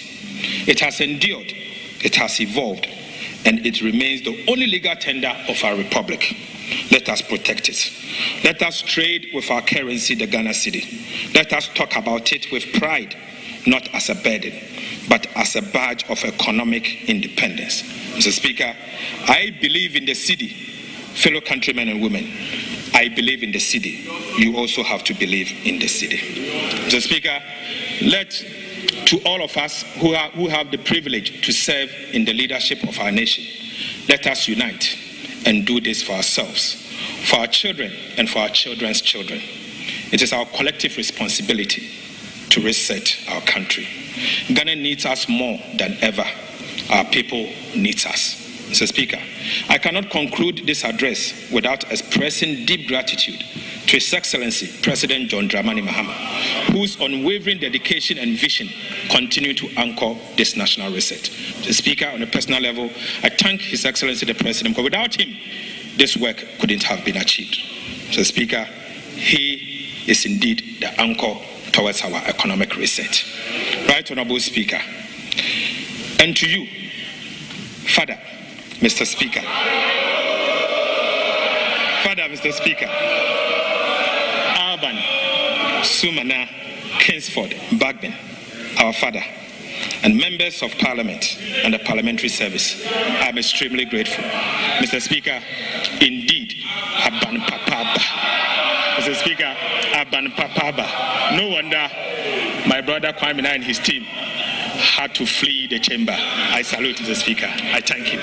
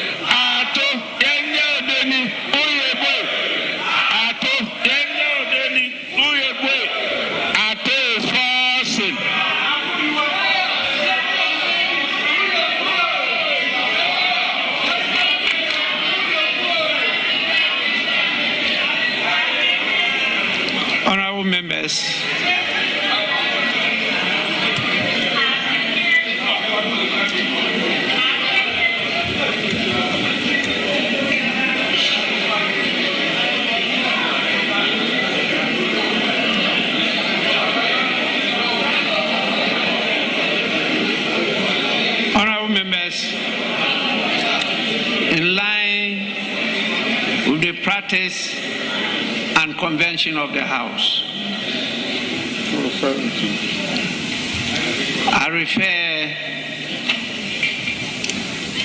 the media fiscal policy review of the budget statement and economic policy of the government of Ghana for the 2025 financial year to the budget committee, to be assisted by the leadership of the Committee on Finance for deliberation and report to the House.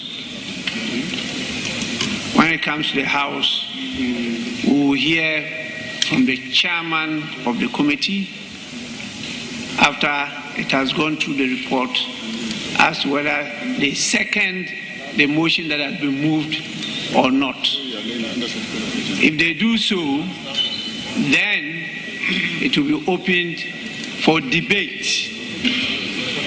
This is a motion, it's not a statement. And so members will have the opportunity to debate the media fiscal policy review of the budget statement and economic policy of the government of Ghana.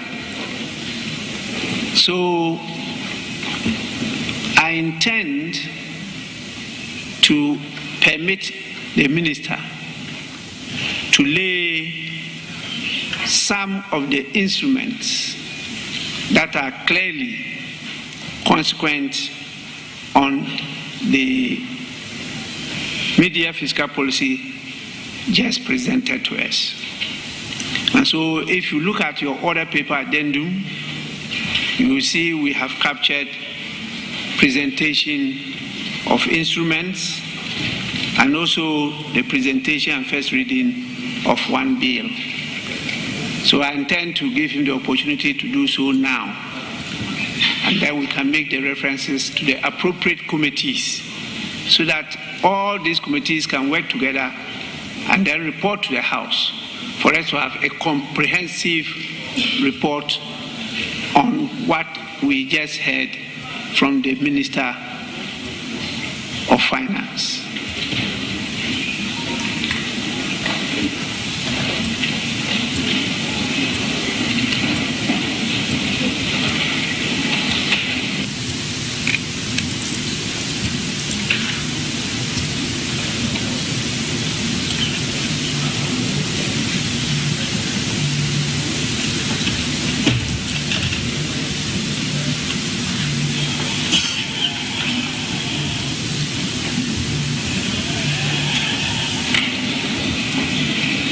We will start with the presentation and first reading of the bill. And so, honorable members, item 1 on the order paper addendum, Minister for Finance.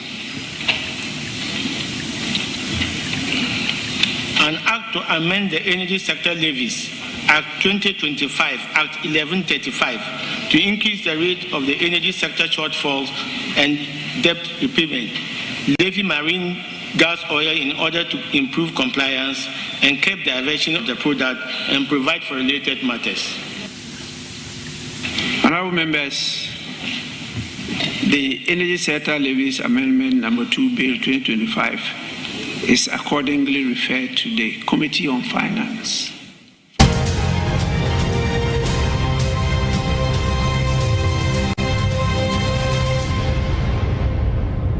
Onua TV,